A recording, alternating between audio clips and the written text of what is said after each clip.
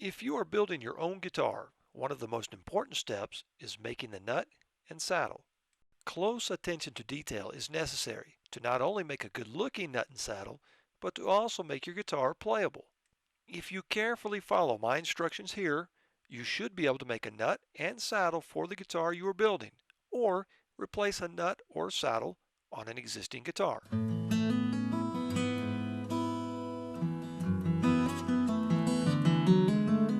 The first step for making the nut is to make sure that the nut slot is free of all excess glue and debris. I use a narrow chisel to clean up this area.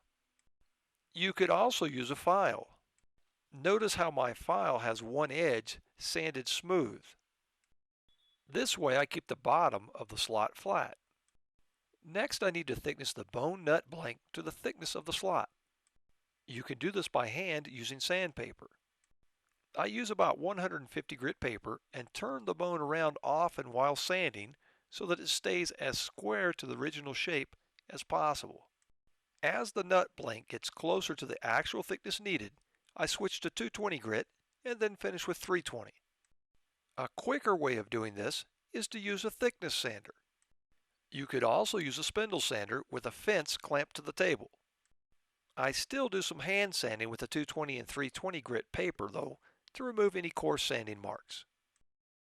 Now place the nut in the slot and make it flush with one side of the fretboard. Use a half pencil like the one I'm showing here to mark the correct width on the other side of the nut where it meets the fretboard and transitions into the peg head. You can use a small saw to cut the nut to width. I leave a little excess and then bump the edge on my disc sander to get the correct width. Carefully clean up the edges with finer grit sandpaper to remove the coarse sanding marks. Notice how the nut fits perfectly in the slot and is flush on the ends.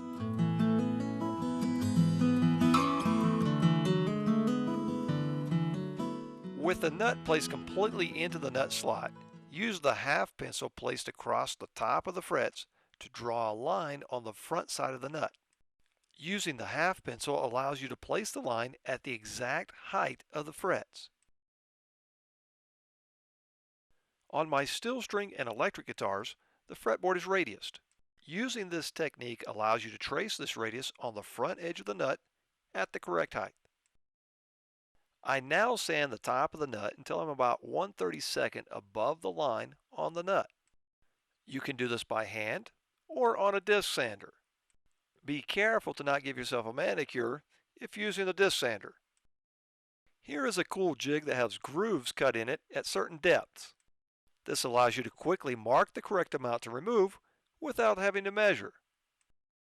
The next thing I do is round over the back side of the nut. I usually do this with a file, but you could also just use sandpaper. I start with a coarse grit and sand up to about 320 or even 400 grit. I also like to slightly round over or soften the very ends of the top side of the nut. Now it is time to slot the nut. I start by marking the string width according to my plans or the client's particular taste. Then I divide this to get even string spacing. When slotting the nut for the strings on my classical guitars, I like to have the strings 1/32 or 0.8 millimeter above the frets. There is an easy way to do this. I use a scraper that is exactly this thickness and place it on top of the frets and push it up against the nut.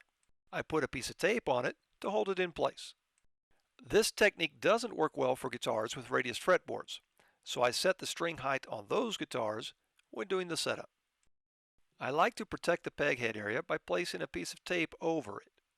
I then use a small X-Acto saw to begin slotting the nut for each string. Notice the angle of my cut is the same as the peg head angle. I am only starting the slot. I'm not worried about cutting to the correct depth at this point. On the back of your package of strings, there is a chart with string diameters in inches and millimeters. You will need a set of quality nut files for this next step. Choose the nut file that corresponds to the correct string diameter for each string and use it to file the slot. Continue until the file just hits the scraper that you placed over the frets. This will set each slot to the correct depth. Ideally, the string should be about half in and half out of the nut. Adjust the nut height accordingly if necessary. Continue filing until all the slots are at the correct depth. Now I sand the nut up to about 1000, and since I'm serious about my nuts, I give them a quick buffing on the buffing wheel to make them nice and shiny. After the setup is all done, I place a small drop of white glue or even CA glue on the front edge of the nut to hold it in position. Now that the nut is done, I can begin working on the saddle. Just like the nut, the saddle also has to be thicknessed so that it fits in the saddle slot. You can do this by hand with sandpaper or use a power sander. Even if I use a power sander, I only get it close and then finish by hand so that it fits snugly in the slot. You want to have it snug enough that you can turn the guitar over without it falling out, but you should be able to remove it easily when needed. On my steel string guitars, I now also make the saddle the correct width and round the ends so that it fits in the slot.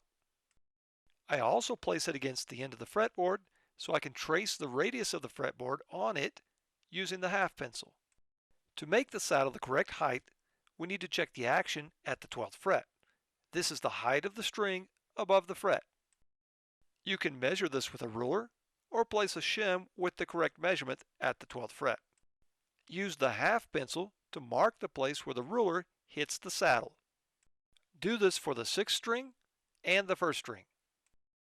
Use a straight edge to connect these lines, then sand down to this line. If you have a radiused saddle, then use the radius line you drew on the saddle as a guide to put the same radius on the saddle that you have on the fretboard. The next step is to round over the back of the saddle so the break angle is on the leading edge. On open-ended saddle slots, like on classical guitars, you can now cut or sand the saddle to width. I then remove all sharp edges by sanding up to at least 320 grit. Like so many other aspects of guitar building, a lot of things have to have been done right up to this point.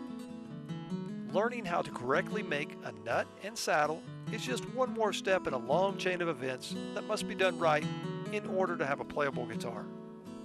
With the information I have provided, this should be no problem.